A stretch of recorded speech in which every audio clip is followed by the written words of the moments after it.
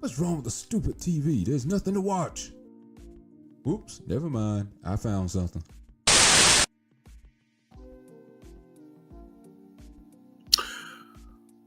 Well. Well, if you are a Rockets fan, that was very brutal to watch. But if you like me, you got through it. Welcome to the show, folks. I'm Tremaine from The Last Rewind. If you like, please like, comment, and subscribe. That would be appreciative. The mood is somber. I was hoping to come up here hype, excited because the Rockets are going to round 2, but it's not the case. Oh man, there was a lot in that game, and I told my co-host I told Red, my co-host, I was gonna go live after the game, and again I was hoping to come up here a bit more enthused, but it's like Golden State put it on us, and they sent the Rockets packing. If you look at my previous videos, I'm what you call a bandwagon fan, admittedly. Um, I don't bleed red for the Rockets. I jumped on the bandwagon because I live out here in Houston, and they got close. They were in the playoffs and they were doing well. So, I jumped on the bandwagon. And while I'm a bandwagon fan, I was rooting hard, wanting them to go a little further in the playoffs, but didn't happen tonight. Especially after that game that I just saw. Even if they did get past the Warriors in this game, man, going up against Minnesota next round was not going to be good. It ain't going to be good for Golden State either. But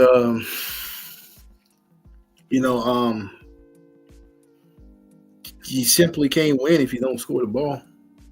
In basketball, it's as elementary and as simple as that. You simply cannot win the game if you don't score the ball. I believe the Rockets had 39-ish going into the half. If you don't score the ball, you don't win the ball game. You can play defense all day, but eventually someone has to have more points. Like, man, how you get points? It's going to basketball, and the Rockets just did not do that in the first half. In the first half of that game, Rockets played really sloppy. That's the one word that kept coming to mind as I was watching the first half of that game.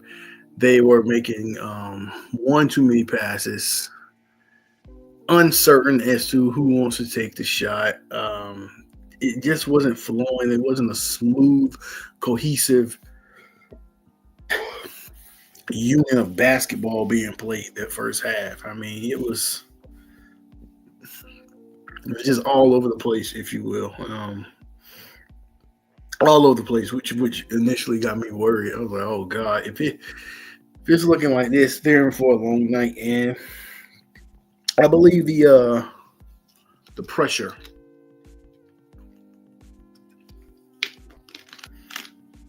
of a game 7 got to a young Rockets team. It's game 7. We're at home. They were in Houston. They wanted to win, obviously, for the home crowd, but I think the pressure of the game got to them, which ultimately got in their head a bit, and it cost them the game because they were not. That was not the same Houston team that I've seen past couple weeks in the playoffs and a few games that I watched this season. They just didn't play with no confidence. They played with a lot of uncertainty, and they played with just overall, just scared, if you will, lack of a better term. They look scared to play the game tonight. Again, you got to score the ball. And once I go over these player stats, you will see that they didn't score at all. Not at all, but not as much. So I'm start with the Warriors. Looking at this, I see why the Warriors won. Everybody on the Warriors team, though, who had double digits, had a quiet double digit. except Buddy Hield. Everyone else had just a quiet double-digit game. It snuck in. If you didn't pull up the stats, you would never know they had double digits. Draymond Green played 40 minutes. He had 6 rebounds, 5 assists, 16 points. Steph Curry had played 46 minutes, 10 rebounds, 7 assists, a very, very quiet 22 points. Steph Curry hit a three going into the half, and that was his first points of the game.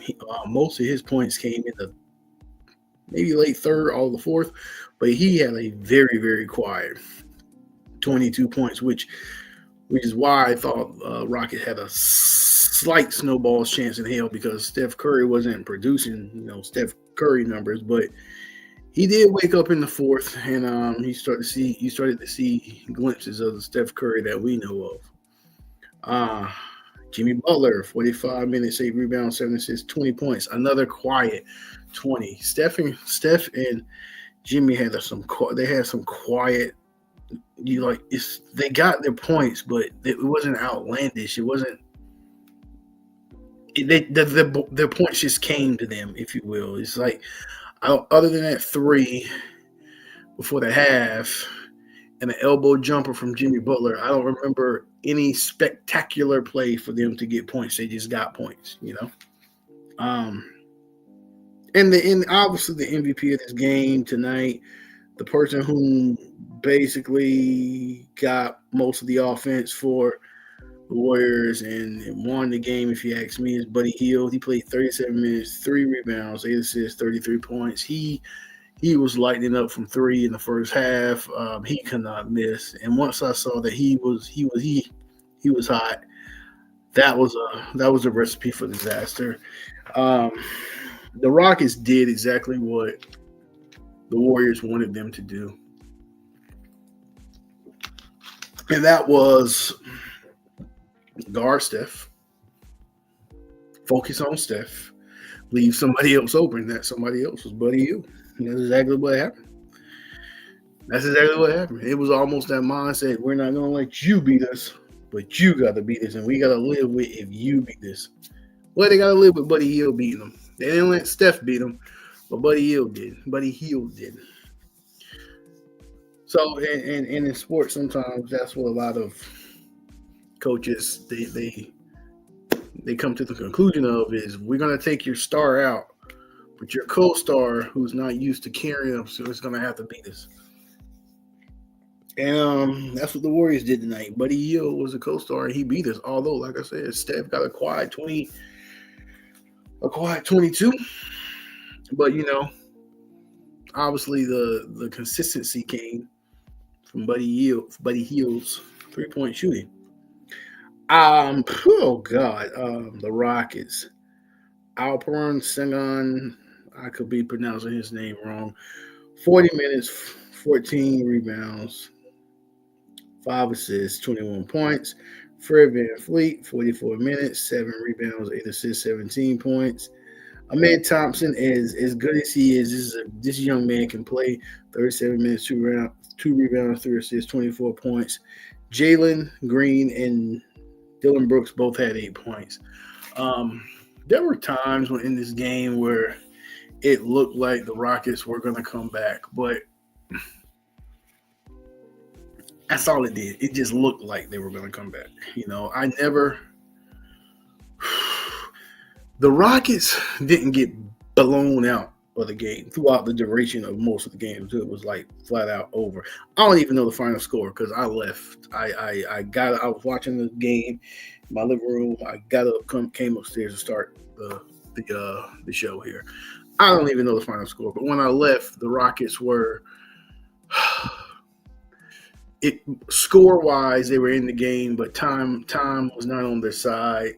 And throughout the game, it was like the score made it look like they were in the game, but I never felt like they had a shot, even with the score being 6, 7, maybe 10. They were never getting blown out of the water, 15, 20, 30 points. But even with the close margin that they kept the game, I never felt like they were comfortable or going to come back and take the lead. And even if they did take it, I always feel like it was a Warriors night. The Warriors were going to prevail, and they did.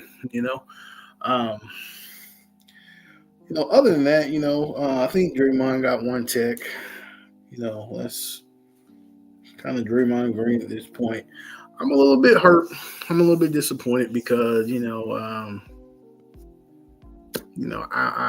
like I said, I'm not a diehard Rockets fan, but I did want them to go to the second round and compete in the second round and possibly win it if they had a shot. But cards weren't on the table, and this is what we got tonight. Rockets got a good, solid team here. I don't think much needs to be done as far as their lineup. Maybe a big, more presence of a big man, but they got a good, solid team. They had a shot for a series. They battled it out, got it to a game 7. They had a shot, but it wasn't in the cards tonight. Like I said, throughout watching the game, I never felt like the Rockets were ever going to be in the driver's seat of this game. It was just flowing in the Golden State Warriors' favor. Everything was in the Golden State Warriors' favor. The 3-point shooting from Buddy Hield, the quiet 20-plus game from Steph and Jimmy, the quiet 15 points from Draymond. Like, they played a cohesive, straightforward game, and they had a unfamiliar star in Buddy Hield. Typically you're with Steph and Jimmy Butler on the court, you think it's going to be one of them, but it wasn't. It was Buddy Hield, and he was lighting up from 3. He was killing the Rockets from 3. I think his 3-point shooting really just toward the soul out of the Houston Rocket players and Houston Rocket fans. Damn sure did it to me. But that's the season. That's the Houston Rockets season. I remember about 2 years ago, maybe last year, I said Rockets are going to be in the playoffs. They may have some cleaning up to do, but they'll be back. They'll be back. They got a good team. Got a good coach. Wasn't in the cards tonight. Just wasn't in the cards tonight, man. I'm hurt because I really wanted them to win. And that, now that my team is out for basketball, football's around the corner, and I'll go into that when I go into it. But right now, congratulations to the Golden State Warriors. They pulled it out. Congratulations to the Rockets, too, for pushing that to a game 7. But you can only be one winner. Only be one winner, and that's the Rocket. That's Golden State. Golden State, you have a rested Anthony Edwards coming at you. You went 7 against a pretty good Rockets team.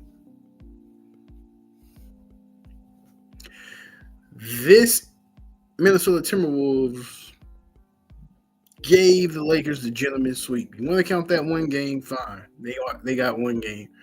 But in my opinion, it's the gentleman's sweep. And I'm not saying this because they just beat the Rockets, but if the Rockets won, the Rockets won't have a chance in hell. But it doesn't look good for Golden State.